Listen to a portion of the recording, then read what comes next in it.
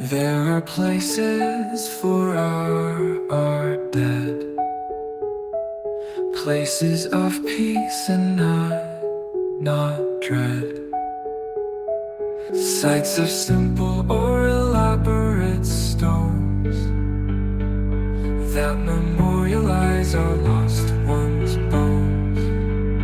Welcome to Stones and Bones.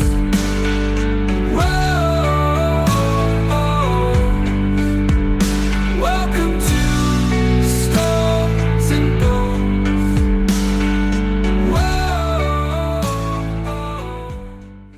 Hello, you spectacular people. Welcome to Stones and Bones number 6. I am your host, Diane. And this is Kelly.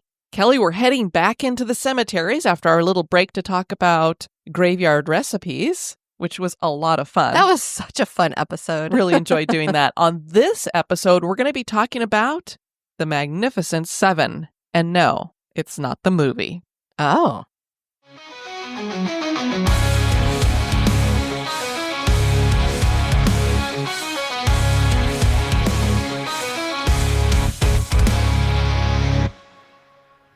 At the same time that the rural garden movement was launching and thriving in Victorian America, the Magnificent Seven were being established in London. The founding of these 7 cemeteries was an effort to establish private cemeteries outside of London to alleviate the overcrowding in the city's churchyards. Small parish churchyards had provided burial space for hundreds of years, but with a burgeoning London population, burial space was shrinking and citizens were becoming worried about the unhealthy conditions. These new suburban cemeteries would be Kensal Green Cemetery, West Norwood Cemetery, Highgate Cemetery, Abney Park Cemetery, Brompton Cemetery, Nunhead Cemetery, and Tower Hamlets Cemetery. These cemeteries wouldn't get their nickname until 1981, and the name came from architectural historian Hugh Meller, who was inspired by the 1960 Western film The Magnificent Seven.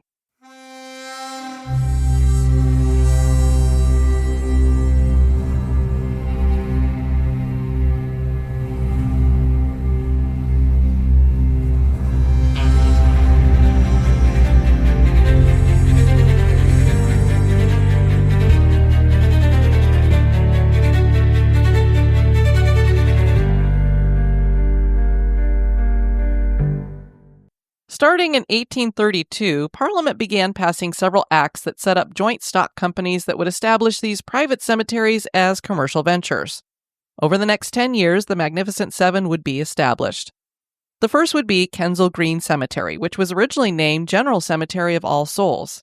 It was established by barrister George Frederick Carden and was consecrated on January 24, 1833 by Charles James Blomfield, the Bishop of London. The cemetery is 72 acres and features 2 conservation areas that are home to over 33 species of birds and wildlife. There are 65,000 people buried in spaces that range from simple plots to large mausoleums. There are 3 chapels that are Grecian-styled, but the cemetery is described as being very Gothic in character. The reason for the 2 styles is that Carden favored the Gothic, but the banker who purchased the land, so the really important guy, Sir John Dean Paul, favored the Grecian.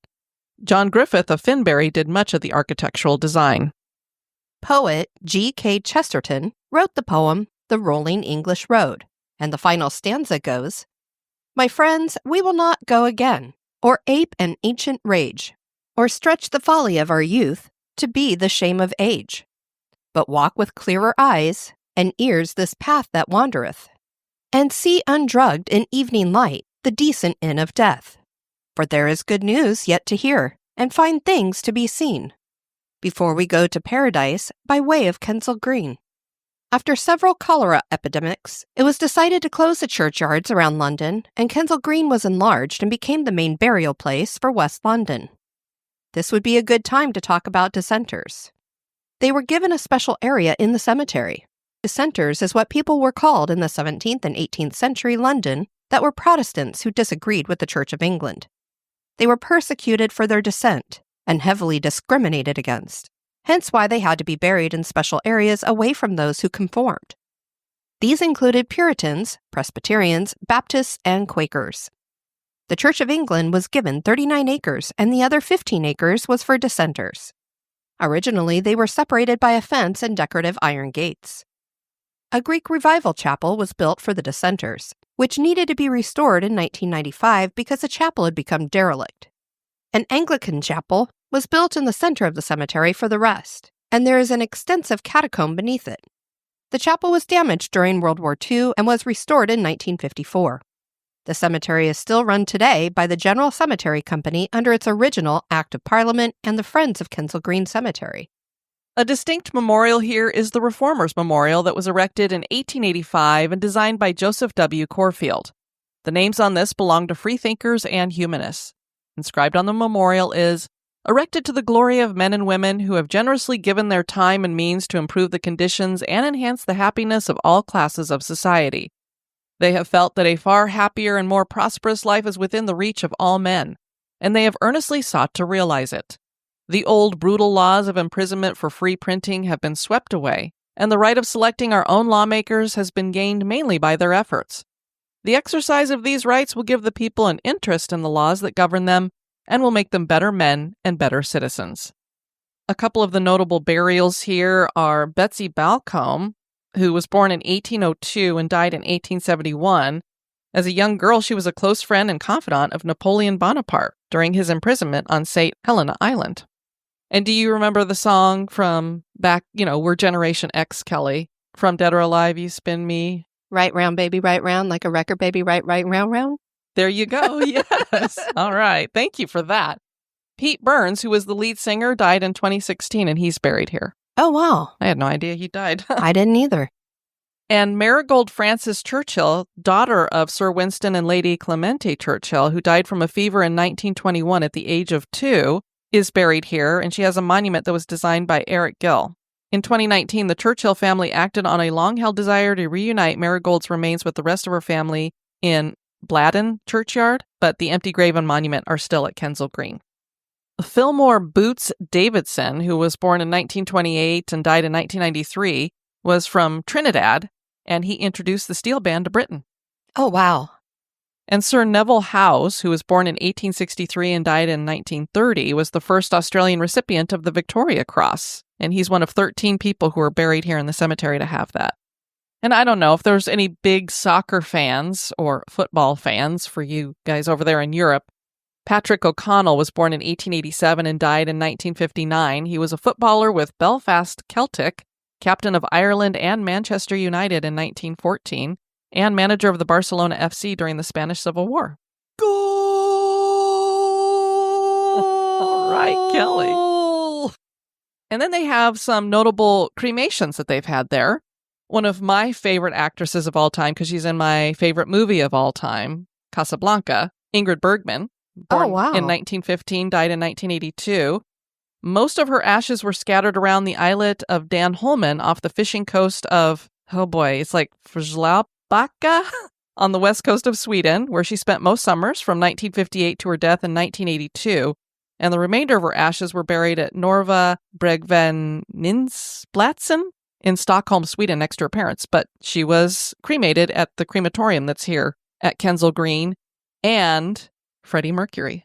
Oh, goodness. He was born in 1946, died in 1991, obviously singer, frontman in the rock band Queen. He's commemorated by a small plinth beneath his birth name, Farolk Bulsara, near where his ashes, where the exact whereabouts of which are currently unknown, are traditionally held to be buried, but he was cremated here as well.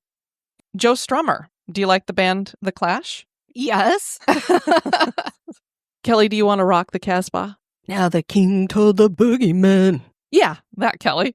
The singer-songwriter in that punk rock band, Joe Strummer, was cremated here, and his ashes were then given to his family. Wow. Also, Alan Rickman was cremated here in 2016 when he passed away. West Norwood Cemetery was originally known as South Metropolitan Cemetery and was founded on 40 acres in West Norwood in 1836. Around 164,000 burials are here. There are both the modern lawn areas and historic monument areas. There's a crematorium, catacombs, and a columbarium. West Norwood has a dissenters' chapel as well, with catacombs that were mostly unused. A crematorium was added to the building after World War I. The Anglican chapel has catacombs that were much more popular for burial. There are those who say that this cemetery holds the finest collection of sepulchre monuments in London, with 19 listed mausoleums and monuments, and a dedicated Greek Orthodox necropolis. The architecture is Gothic Revival, with the entrance gate featuring brown railings and walls that were built to keep body snatchers out. Architect William Tite designed the landscaping and some monuments. One oak tree here has been dated from 1540 to 1640. Unfortunately, as happens with private cemeteries, funds ran low and World War II damage wasn't fixed and the cemetery stopped a lot of upkeep.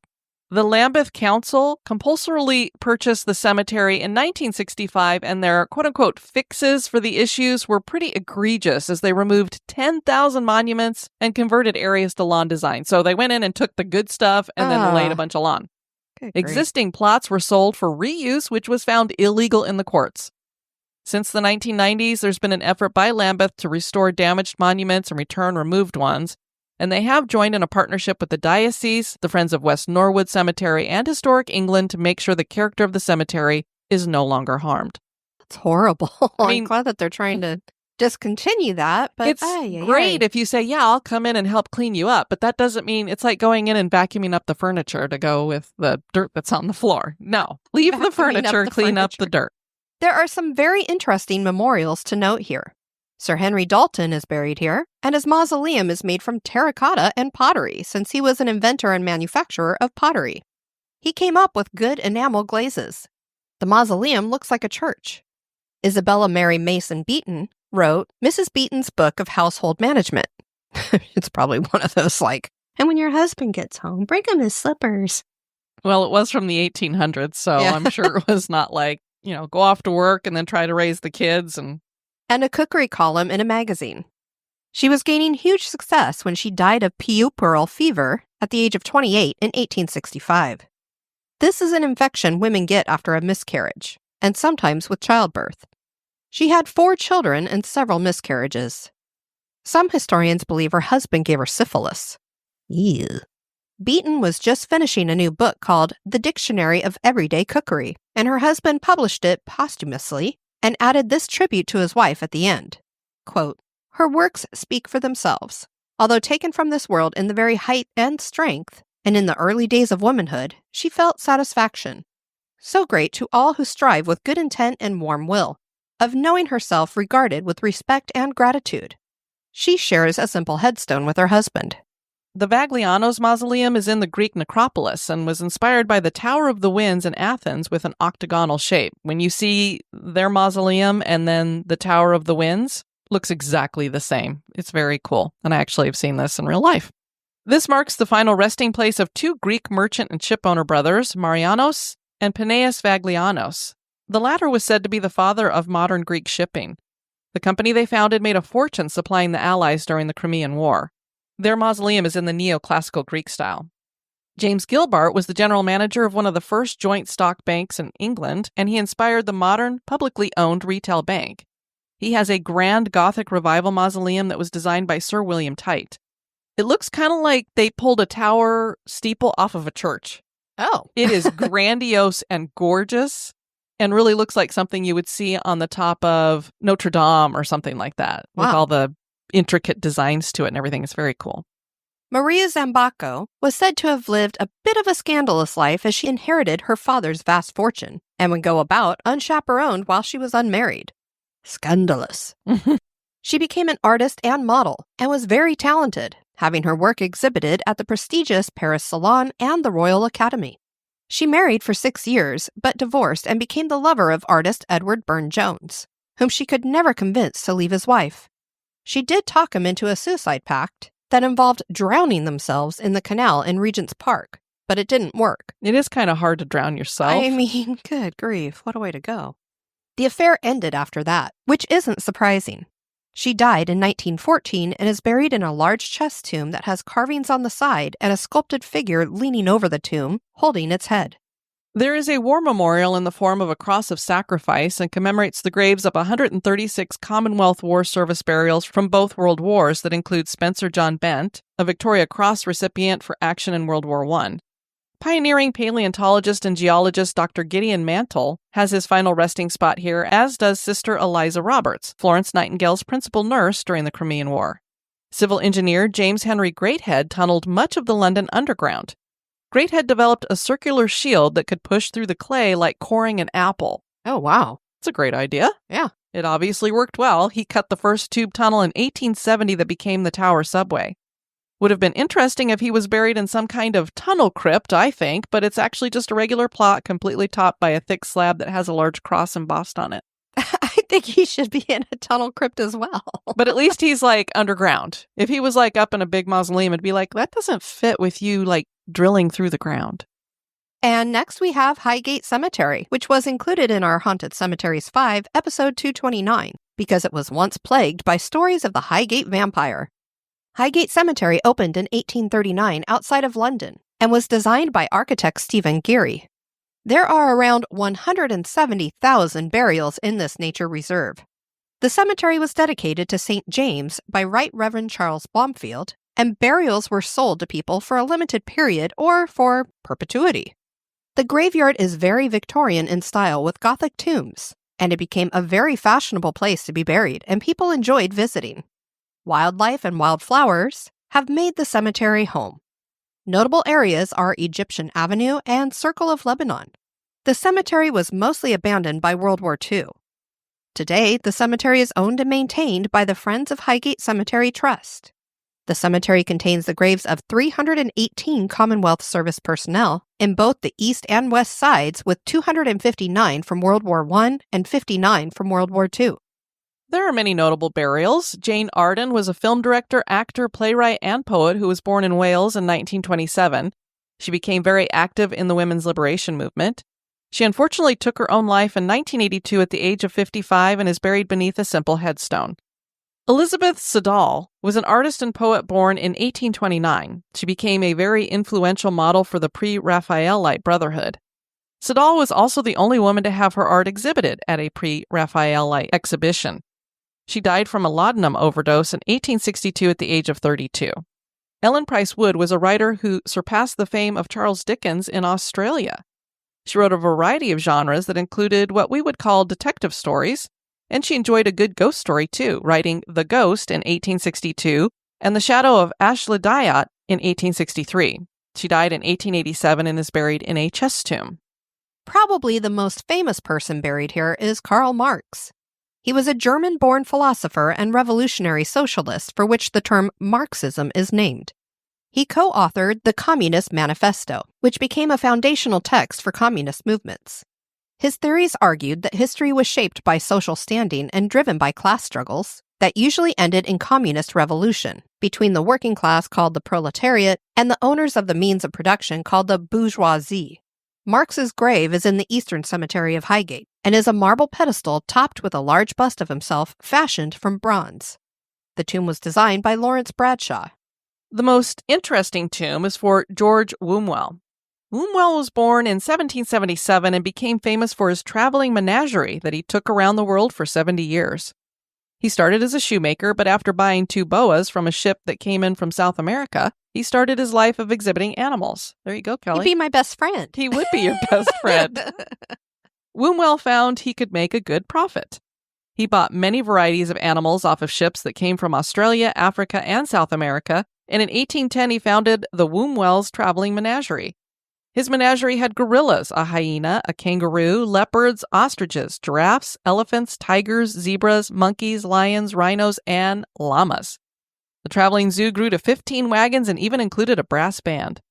The British climate wasn't good for many of the animals, and he would sell the bodies to medical schools or taxidermists because clearly a lot of them would pass away. Yeah, And he probably didn't know proper care as well. I'm sure. Wombwell bred the first lion to be born in London and named it William for William Wallace. Wombwell died in 1850 and was buried in a coffin of wood that was salvaged from the Royal George, a ship from the Royal Navy. The wood had been a gift from Prince Albert after Wombwell helped him figure out that the reason his dogs kept dying was because their water was poisoning them. A statue of his lion Nero was fashioned and placed atop the chest tomb. Yeah, he wouldn't have been my best friend. I gotta take better care of the critters. And now a little break for a word about one of our sponsors.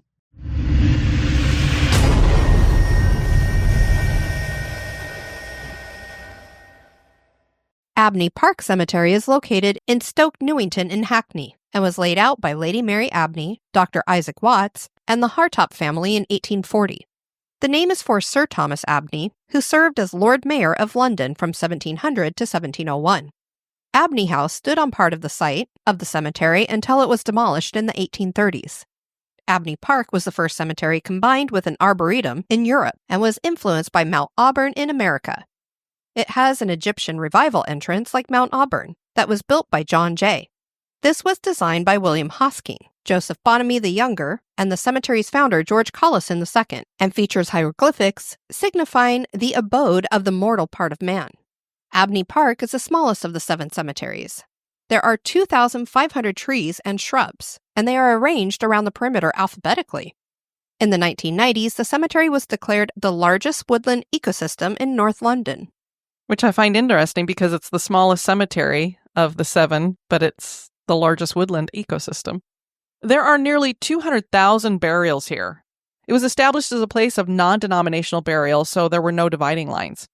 Now, this started out as a beautiful cemetery, but a poor initial plan for financing, air pollution, path infill, and finally the liquidation of the commercial cemetery company that was in charge in the 1970s led to degradation of the cemetery. It fell into neglect and decay. Restoration efforts began more recently, and many things were completed in 2023. Much of the exterior wall has been rebuilt. The north and south lodges were refurbished, and the chapel had new windows installed. A new turret staircase was installed, and a new limecrete floor was laid. The chapel was designed in an early dissenting Gothic style with a little neoclassical thrown in for good measure by William Hosking. Abney Park Trust and Friends manages the cemetery. Dr. Isaac Watts was a well-known nonconformist English Christian minister, hymn writer, poet, theologian, and man of logic and wit. He was nicknamed the Father of English Hymnody. A statue honoring him was erected in front of the chapel and features him standing. This was refurbished in 2020. There is a walk to Church Street that people call Dr. Watts Walk. 2 of the notable people buried here are William and Catherine Booth, who founded the Salvation Army. They have a sandstone plaque. Their son and other Salvation Army commissioners are buried nearby. There are 371 Commonwealth service personnel buried here who died in both World Wars. Frank C. Bostock has a memorial with a life-sized marble lion, and that is fitting since he was known as the Animal King. Bostock's father had been the son of a wealthy farmer, and he joined the aforementioned Wombwell's Menagerie as a wagoner. Within 10 years, he was working as the advertising agent, and then he left in 1867 to establish his own menagerie.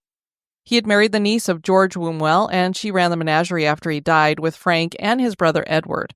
Frank was the first lion tamer to figure out that lions didn't like chairs, and he originated the big cage. Oh, wow. He eventually was seriously injured when his lion Raja mauled him. He established Dreamland in Coney Island from 1904 to 1911, which ended in 1911 because a fire burned down Dreamland. Bostock died the following year. For part of the year, giraffes lived close to Abney at a small farm. It's a stereotypical kind of picture painted there. You know, a guy Exactly. with the chair fighting. Lion tamer with the whip and the chair, and that's exactly he originated that.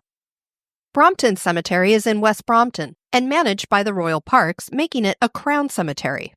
It is the only cemetery in the UK owned by the Crown and became Crown property in 1852. The cemetery was first named the West of London and Westminster Cemetery. It opened and was consecrated in 1840 by Charles James Blomfield, Bishop of London. It is said to be the most distinguished of the garden cemeteries, of course, because the king owns the place. Brompton covers 39 acres and features 35,000 monuments with more than 205,000 burials. There are over 60 species of trees that include lime trees that date back to 1838, so they were there before the cemetery. The cemetery was designed by architect Benjamin Botta. If you have seen St. Peter's Square in Rome, the layout of Brompton will seem familiar. At its southern end, there are 2 symmetrical long colonnades that are flanked by catacombs, and this gives the impression of a large open-air cathedral. The Brompton Cemetery Chapel sits at the end of Central Avenue, which is lined so it draws attention to the 8-sided building and lofty dome. So imagine the octagon house with a domed roof. It was built by Philip Nowell out of cream-colored Bath stone. The dome is lead-covered, and the interior features 8 large Corinthian columns in a circle below the dome. The ceiling has marigolds and acanthus leaves as decor. A prominent memorial is the tomb of Frederick Richards Leland, who was one of the largest British ship owners with 25 steamships. There is a wrought iron fence around it, and the tomb itself looks like a little house that's said to be an excellent example of pre-Raphaelite sculpture and was designed by Burne-Jones. And that pre-Raphaelite group was a group of artists and stuff, if you are wondering why we keep saying that term.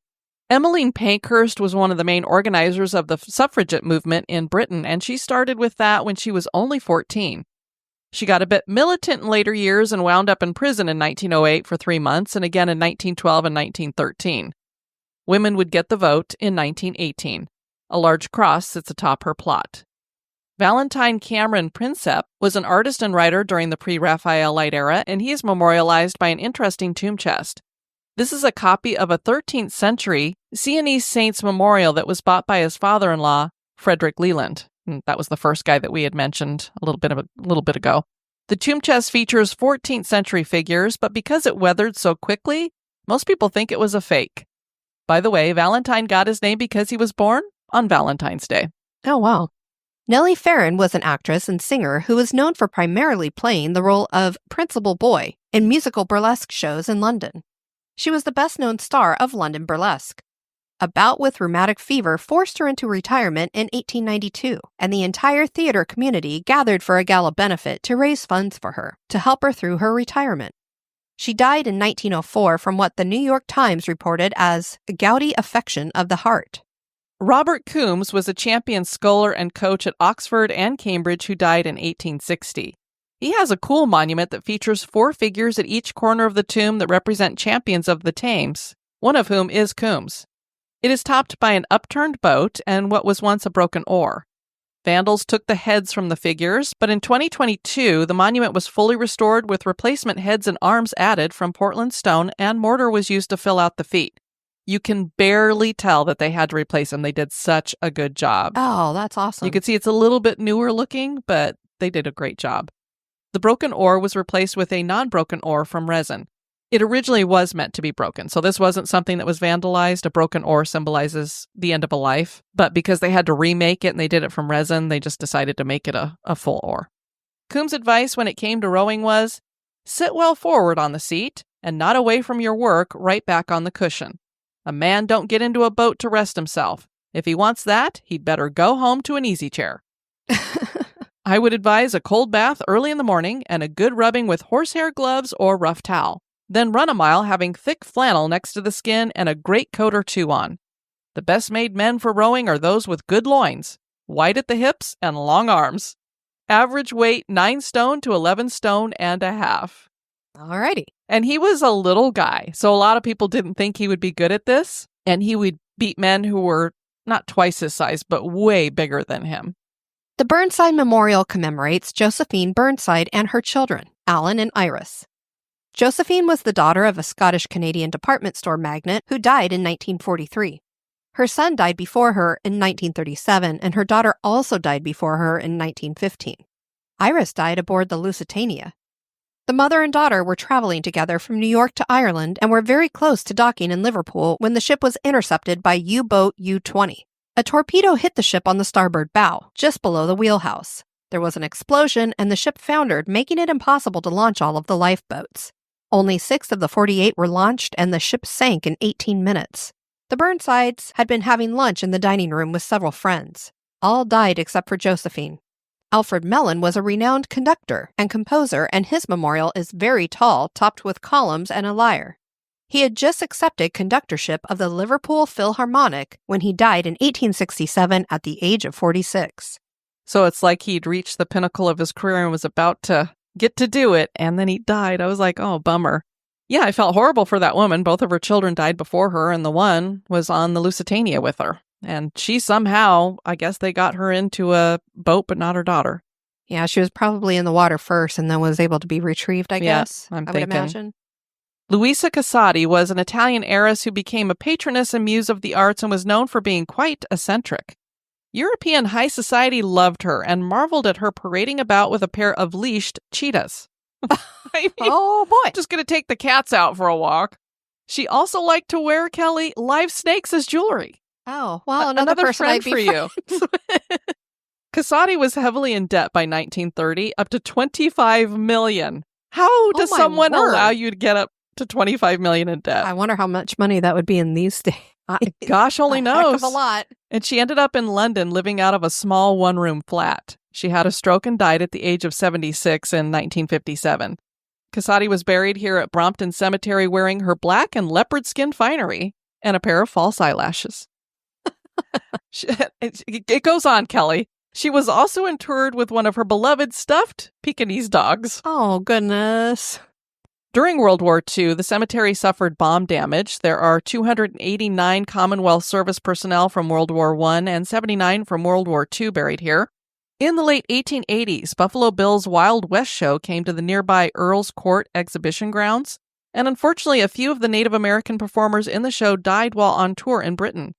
They were buried here in Brompton, but all of them were eventually exhumed and brought back to their homelands for burial, and a lot of that happened in the 1990s.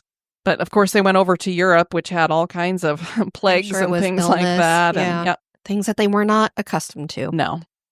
Nunhead Cemetery is the second largest cemetery of the Magnificent Seven at 52 acres and was consecrated in 1840. The London Cemetery Company opened it in Southwark, and it was originally named All Saints Cemetery. Architect Thomas Little designed the Anglican chapel here, and architect James Bunstone Bunning designed the lodges and monumental entrance. The first person buried in the cemetery was Charles Abbott, who lived to be 101 years old. There are small, simple public burials and also grand monuments for more notable people. The cemetery was filled up by the middle of the 20th century and abandoned by the United Cemetery Company managing at the time, so the trimmed lawn became a meadow that became a woodland. But this turns out to be a good thing, since it is today a nature preserve with a variety of birds. So this cemetery getting overgrown was a great thing. Apparently. The Friends of Nunhead Cemetery took over in the 1980s and they renovated the cemetery that has been an ongoing effort.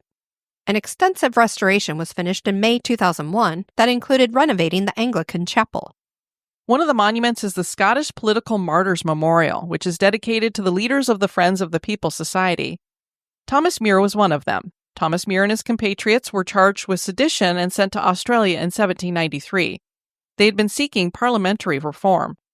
Muir said in his address at the Edinburgh Convention, "We do not, we cannot, consider ourselves as mowed and melted down into another country. Have we not distinct courts, judges, juries, laws, etc.? And then at the Court of Judiciary he stated, I have devoted myself to the cause of the people. It is a good cause. It shall ultimately prevail. It shall finally triumph." He is often referred to as the father of Scottish democracy and was a revolutionary hero to Americans, particularly Thomas Paine, who was his good friend. A notable memorial here is for the Lansdowne tragedy, in which 9 Sea Scouts died off the Isle of Sheppey in 1912. On August 3, 1912, 5 adults and 24 boys from the 2nd Walworth Scout Troop were sailing on a cutter from Waterloo Bridge down to Lansdowne on the Isle of Sheppey when the boat overturned. Many lives were saved by Scoutmaster Sidney Marsh, but 9 boys aged 11 to 14 perished. 1 million people watched the procession of the bodies to Nunhead Cemetery. Sir Giles Gilbert Scott designed the first memorial, which was damaged by vandalism and removed, leaving only the base. The new monument was erected in 1992. There are a large number of World War I and II graves in the cemetery for Commonwealth service burials. And the final of the Magnificent Seven is Tower Hamlets Cemetery. It is the final resting place for 350,000 East Londoners who were buried from 1841 to 1966. So clearly this one has the most burials of all. My goodness. The cemetery opened in 1841 and originally was called Bow Cemetery because the borough of Tower Hamlets didn't exist at the time, so they couldn't name it that. The original City of London and Tower Hamlets Cemetery Company was founded by 11 industrialists that included a corn merchant, merchant shipbroker, and ship owner, timber merchant, and Lord Mayor of the City of London. And let me just point out, we have a little bit of synchronicity here. You guys will have not heard it yet, but the episode that's dropping on Thursday will be talking about a corn exchange. So apparently a corn merchant was a thing back then. Tower Hamlets is a cemetery park with a nature reserve that covers 31 acres and is managed by the Friends of Tower Hamlets Cemetery Park. Architects Thomas Wyatt and David Brandon designed the cemetery and the buildings that were on the property. This included 2 chapels, one for Anglicans and one for dissenters, done in a Byzantine style. There was also a lodge and mortuary. All of them were damaged through the years and eventually demolished. The original cemetery wall still stands, however. Just inside the main entrance, there is the Soane Center and Cemetery Park Lodge, which was recently renovated. The Soane Center is an education and ecology study center that was opened in 1993. Another area of note is the Scrapyard Meadows, which gets its name from the fact that it had been a scrapyard before the cemetery absorbed it. There were both private burials and public burials for people who couldn't afford to buy a plot. And when we say public, we mean public. Up to 30 bodies could be buried in one of these plots, and no, they were not related to each other. Oh, my. Rumor claims these graves were dug 40 feet deep. Holy cow. So if you all died within the same week, you were probably going to be buried together. Today, the cemetery is managed well, but just 55 years after being consecrated, it was already in a state of neglect. It also didn't help that it was bombed 5 times during World War II. Some graves still bear the scars, particularly near the Soane Center. Burials ended in 1966, and there are people buried here from the 1940 Bethnal Green disaster and the Blitz. That disaster took place at the Bethnal Green Tube Shelter on March 3, 1943. There was an air raid alert and a surge of people looking for shelter headed to the entrance of the tube, and unfortunately, a woman tripped at the top of the stairs, and this caused a cascading effect that crushed a large number of people at the bottom of the stairs. There were 173 deaths that included 27 men, 84 women, and 62 children. No bombs were dropped during the raid. The Blitz Memorial is made from bricks, damaged during the Blitz. There are also 279 Commonwealth service personnel of both World Wars buried here. As you can see, there are a lot of people buried in all 7 of these cemeteries, so there was no way we could touch on all the notable burials. There are literally, I would say, thousands. Yeah. I just picked out a few names and interesting stories and monuments that really caught my eye. These places really sound like someplace to see. If we ever make it over to London, we are going to do a Magnificent 7 tour runaround or something. Yes. Definitely. Because the Magnificent 7 really live up to their moniker. These cemeteries utterly changed the landscape of burials in Victorian London, and their beauty continues to enchant visitors today. And that was just a little about the stones and bones found in them. I want to thank you guys for joining us on this Stones and Bones. I've been your host, Diane. And this has been Kelly. You take care now. Bye-bye. Stones and